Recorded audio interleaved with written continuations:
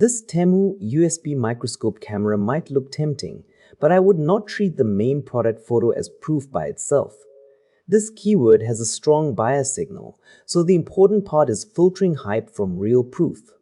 For this tech item, I would check 3 things before buying. First, whether the listing shows the real size and material.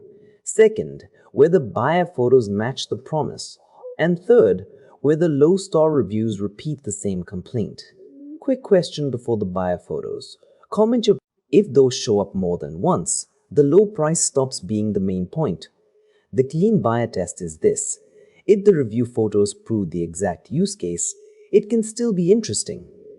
If the listing only has polished images and vague claims, I would wait or compare it against an Amazon listing with clearer reviews. My verdict is mixed, but okay if the product matches your exact use case. Based on the listing and review signals, not a hands-on test, I would only buy it if the product page clears